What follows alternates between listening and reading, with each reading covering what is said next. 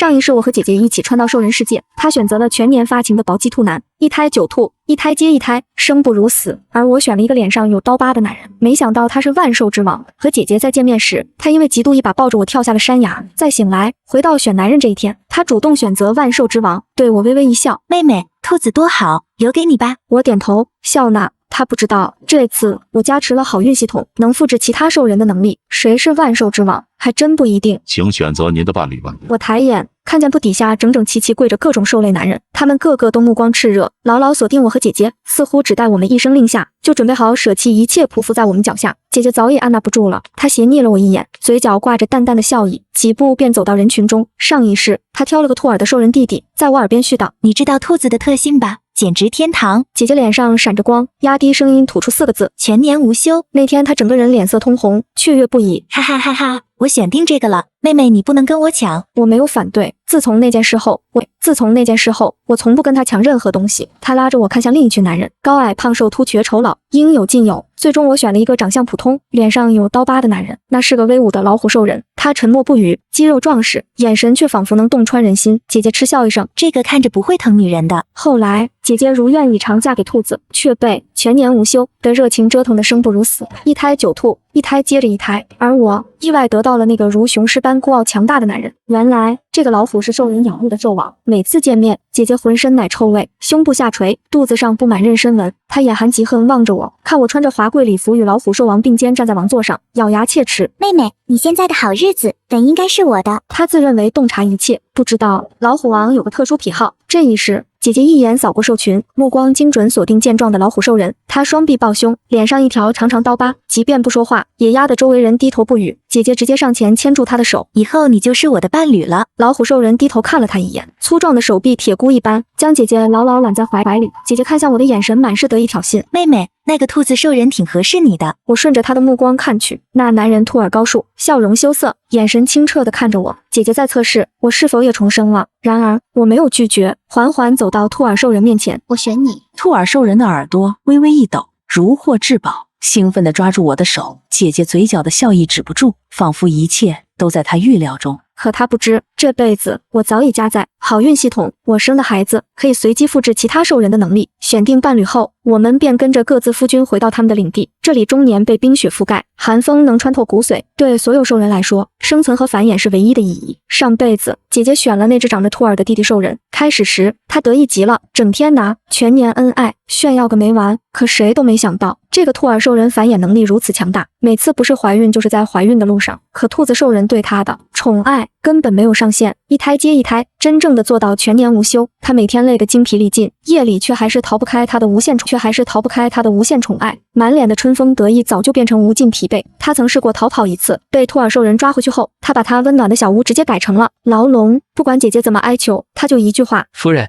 我真太爱你了，我离不开你。”姐姐再也没有出去过，她被他的温柔折磨成了彻底的囚徒，终日困在臭气熏天的窝里，原本红润的脸变得憔悴苍白，成了生育机器。而我嫁给老虎兽人之后，站上了万兽王座，老虎登基的大典。姐姐头发凌乱，满脸疲倦，肚子高高鼓起，怀里还抱着一窝毛茸茸的小兔崽，站在人群最边缘。她目光死死盯住我，带着几乎滴血的恨意：“岑曦，你的一切本应该是我的。”突然，她不管不顾地扑过来，死死抱住我，我俩朝身后崖壁直坠而下，风声呼啸，寒冷刺骨。我听到她近乎癫狂的笑声：“岑曦，你偷走了我的人生，就用命来还。”我的姐姐沈念夺走了我的命，她确实有这个资格。穿越前，我曾经得了白血病，是沈念捐赠的骨髓救了我。我妈带着我到豪门大宅，跪在她面前，给她磕头谢恩。沈念是你的救命恩人，也是我们全家的恩人，你这一辈子都欠她的，以后你必须叫她姐姐，一辈子记得她的恩情。从那一刻起，我欠沈念一辈子。我曾经以为这些话只是玩笑，直到她一步步夺走我原本拥有的一切，剽窃我的论文，抢我的实习机会，甚至到最后跟我的未婚夫睡在一起。每次我想和她理论，我妈都觉得肯定是我的错，肯定是你做的不对在先，你姐不会是这样的人。西西，你还小，你姐姐是在救你呢，不让你受伤。直到看到我孩子脸上的伤时，我质问沈念，她却娇笑着说：“妹妹，你的命是欠我的，当然你的孩子也是欠我孩子的，救我性命的确实是他。可我一次次的让步，到最后换来的只有脑浆迸裂，摔得我身首异处。”沈念，既然上辈子已经把命还你了，这一辈子我不再欠你任何东西了。老虎兽人比沈念高出2个头，肌肉虬结，肩膀如城墙。他解下身后披风，将沈念包裹得严严实实，动作粗暴，身上散发出浓烈而危险的雄性气息。这里是他的领域，任何胆敢冒犯的家伙都会被撕成碎片。老虎低头望了沈念一眼，冰冷的眼神掠过四周，所有对他多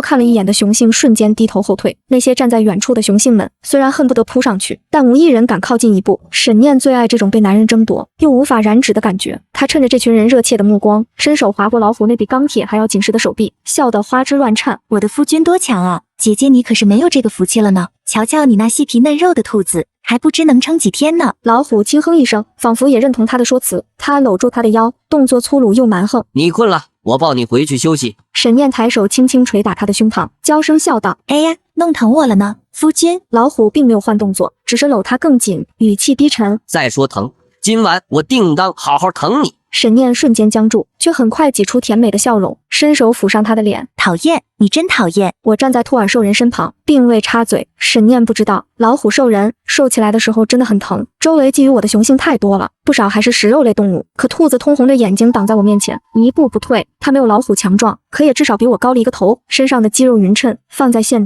代也算是健身男模。回到兔子家，是一间朴素却温暖的地洞，洞内铺满了软软的干草和兔毛，墙上挂着精心晒干的浆果串，甚至还有几块光滑的石板搭成的小桌子。与其他兽人简单粗暴的居所比起来，这里显得格外温馨，就像个童话世界。和上辈子看到沈念的住的地方不同，这里明明干净又漂亮。兔子轻声问道：你冷吗？我轻轻应了一句：有点冷。他立刻转身，小跑到洞口，把几块热石子抱回床边，放在我们中间。我甚至能听见他胸膛剧烈起伏的声音。这些够暖吗？他蹲在地上，眼神发亮，期待地望着我。我点点头，却没想到下一秒，他便伸出手，小心地试探着握住了我的手，掌心温暖又潮湿，就像个祈求温暖的小动物。抱歉，我只是想让你暖些。他慌张的耳朵都乱了起来，赶紧收回手，一脸涨红，身体更是紧绷的发疼。那模样看得我忍不住笑，拨弄了一下他的耳朵，轻轻吻上他的脸颊。我叫岑曦。他如同受了鼓舞，可以说是虔诚而激动地吻着我的手指，再将这个吻轻轻顺着手指到我的腰，再往下，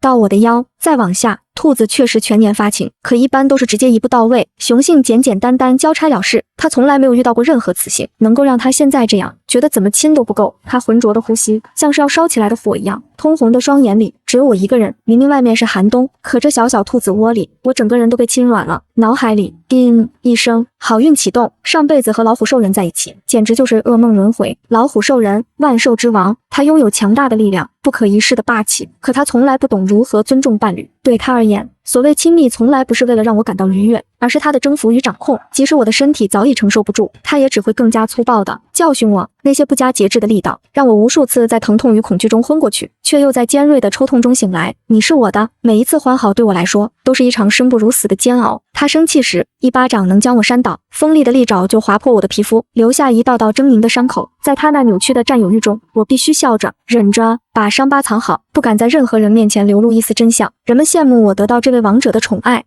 却不知道这份宠爱只是金丝笼里的折磨。然而这一世，我选择了兔耳兽人赵云。赵云的温柔是我从未体验过的幸福，他每一次触碰都小心翼翼，生怕惊扰了我。尤其是他抱着我的时候，总忍不住激动的颤抖，语气里全是敬畏与爱恋。他明明想要想得全身发抖，却还是一步步试探着，为了让我感到舒服，不断观察我的反应。他的吻掠过我的身体时，我原本因恐惧紧绷的身体竟然渐渐放松了下来。赵云的所有行为都在告诉我，我值得被温柔以待。当他激动到眼圈发红，几乎要哭出来时，我差点笑出声，却被一种陌生的感动笼罩。这个男人，他的爱是细水长流，是一种能把伤痕缝合的力量。果然，我俩一次就中，从怀孕到生，毫无痛苦。第一胎的9个孩子拥有急速能力。上辈子因为沈念不停的生育，几乎所有的时间都被耗尽，家里变得脏乱发臭，物资短缺，连基本的生存条件都难以维持。这一世，我的宝宝们长得飞快，圆滚滚的小脑袋上也顶着一对兔子耳朵，他们总是迅速地将房子收拾干净，还能独立在外搜罗各种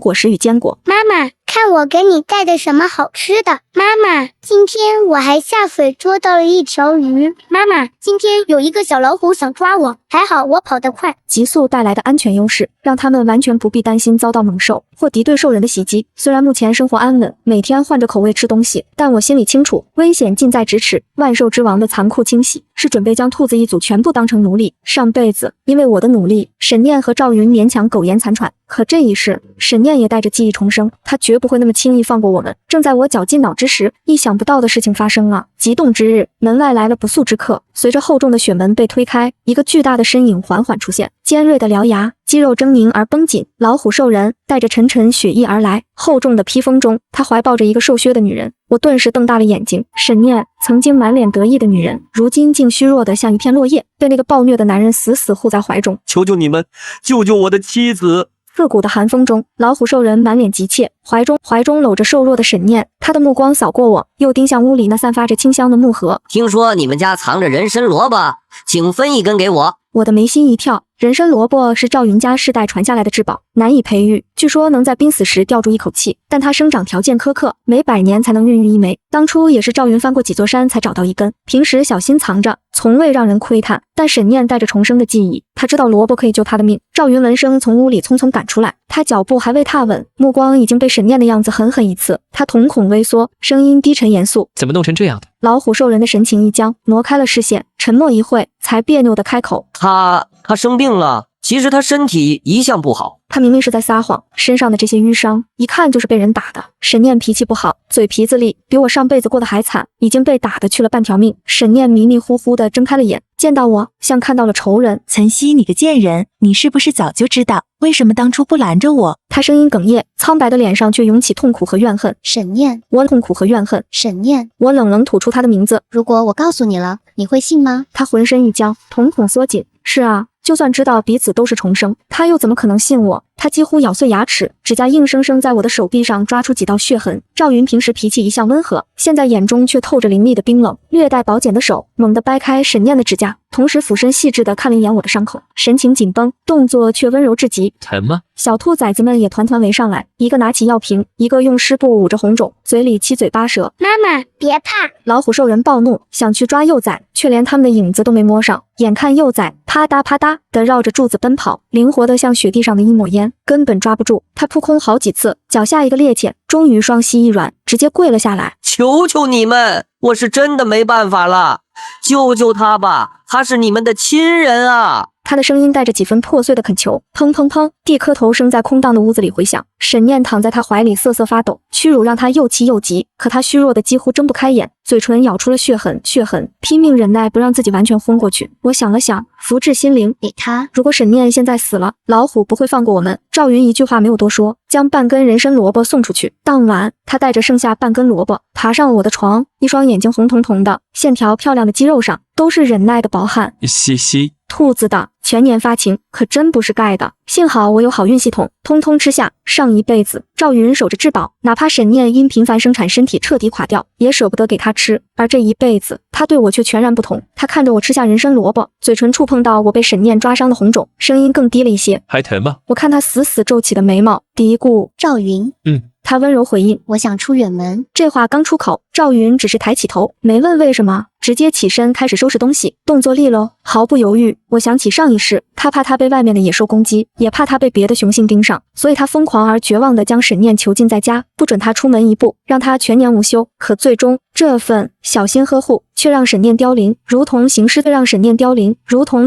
肉。赵云，我看他收拾东西，不禁问：你就不怕我跑了？跑去哪儿？你去哪儿，我就去哪儿。他的语气自然又笃定，好像这理所当然。我忍不住轻声笑。不久后，我们二胎出生，体态小巧却天赋惊人。这一窝9个兔子中，每一个都有着与生俱来的治愈能力，触碰便能让伤口愈合。小崽子们争抢着要为我治疗生育的痕迹，而赵云从一旁看着，偶尔轻笑，将他们抱回窝去继续教导。要记得，我们家妈妈是第一位，不能让妈妈有一点疼痛。妈妈，你疼不疼？小可爱抬头问我，肚子却不争气地叫起来。我低头摸摸兔兔脑袋。赵云，你知道什么是农学吗？